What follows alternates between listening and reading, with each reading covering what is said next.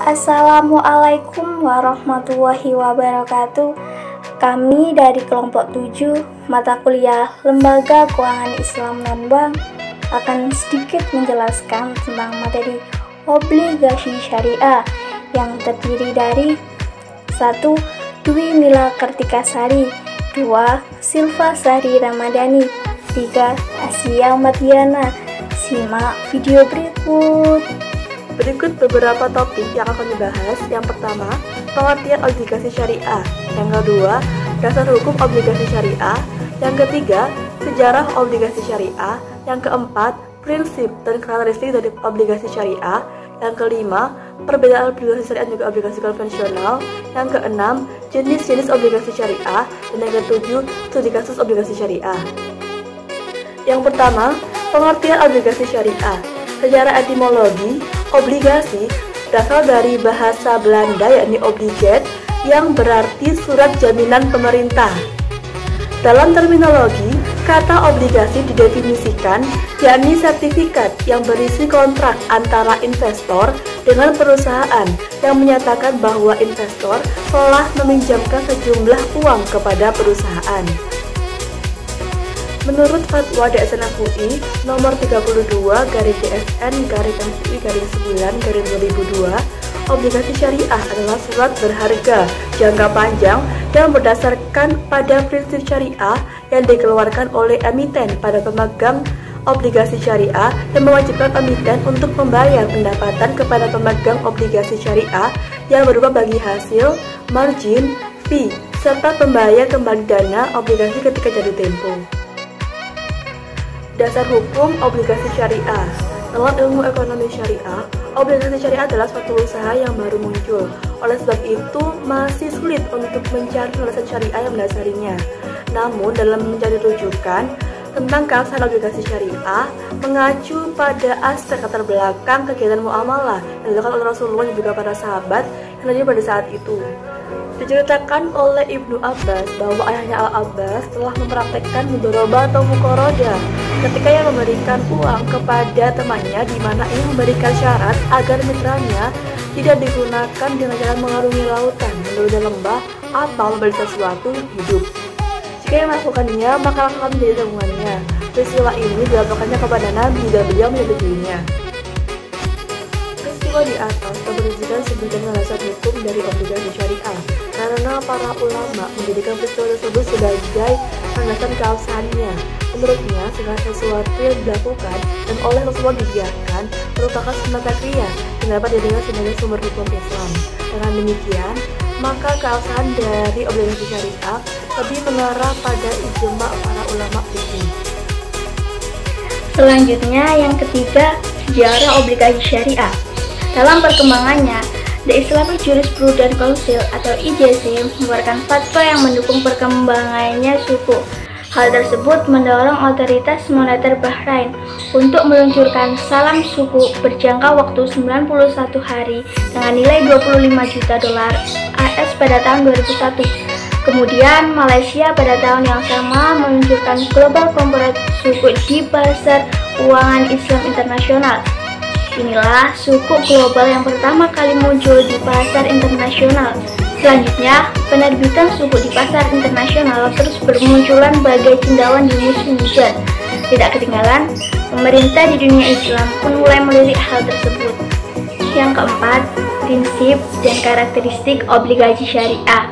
Secara umum, antara lain, yang pertama, obligasi syariah haruslah berdasarkan konsep syariah yang hanya memberikan pendapatan kepada pemegang obligasi syariah dalam bentuk bagi hasil atau revenue sharing, serta pembayaran utang pokok pada saat jatuh tempo. Yang kedua, obligasi syariah menekankan pendapatan investasi bukan berdasarkan pada tingkat bunga atau kupon yang telah ditentukan sebelumnya, tetapi berdasarkan pada tingkat rasio hasil atau nisbah yang besarnya ditentukan sesuai kesepakatan pihak emiten dan investor sebelum penerbitan obligasi tersebut. Yang ketiga, mekanisme obligasi syariah diawasi oleh Dewan Pengawas Syariah, oleh tim ahli syariah, yang ditunjuk oleh Dewan Syariah Nasional MUI sejak dari penerbitan obligasi hingga akhir masa penerbitan obligasi tersebut. Dengan adanya sistem ini, maka prinsip kehati-hatian dan perlindungan kepada investor diharapkan bisa lebih terjamin. Yang keempat, apabila emiten melakukan kelalaian atau melanggar persyaratan perjanjian, maka wajib dilakukan pengembalian dana investor atau pihak investor dapat menarik dananya. Yang kelima, perbedaan obligasi syariah dan obligasi konvensional. Perbedaan mendasar antara obligasi syariah dan obligasi konvensional adalah pada penerapan bunga yang sudah ditentukan di awal transaksi. Pada obligasi syariah, pembagian keuntungan tidak ditentukan pada awal transaksi, namun yang ditentukan adalah besarnya presentasi atau nisbah dari keuntungan yang didapatkan di masa yang akan retire. Sehingga penerbitan obligasi yang berbasis prinsip syariah harus memperhatikan beberapa hal yang menyebabkan dilarangnya transaksi obligasi konvensional. Jenis-jenis obligasi syariah yang pertama adalah obligasi mudharabah, dan yang kedua adalah obligasi ijarah, dan yang ketiga adalah obligasi musyarakah. Obligasi syariah mudharabah adalah obligasi syariah yang menggunakan akad mudharabah. Akad mudharabah adalah akad kerjasama antara pemilik modal dan juga pengelola. Ikatan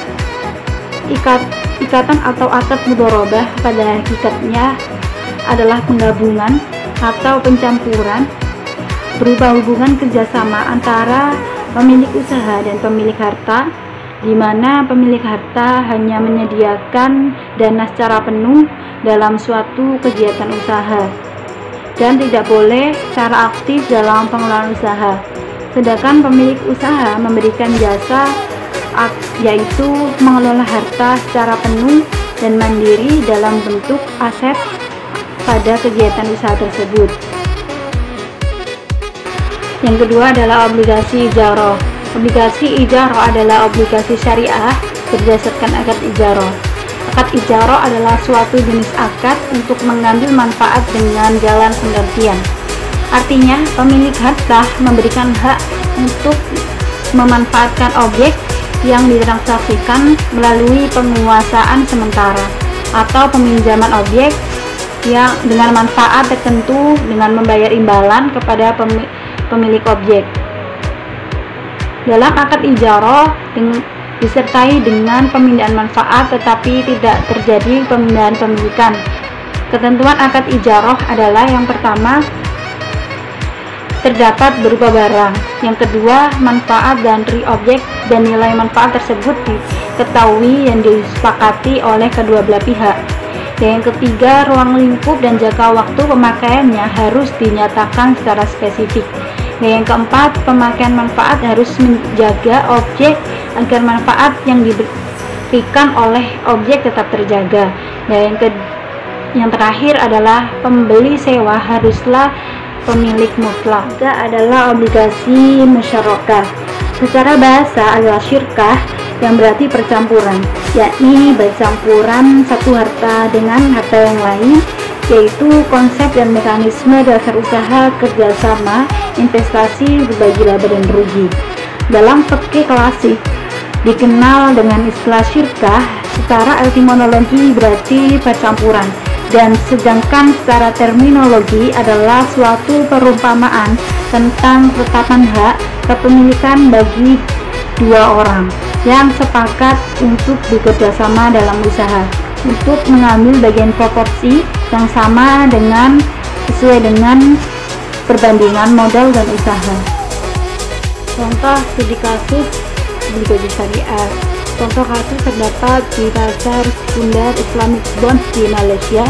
Penerbitan bonds sebagai sertifikasi obligasinya melalui proses sekuritisasi aset berdasarkan prinsip mudharabah bitsaman ajil, merupakan kontrak perjualan dengan basis penanggungan pembayaran atau disebut juga dengan deferred payment, dan harga yang ditentukan dengan dasar fixed markup profit.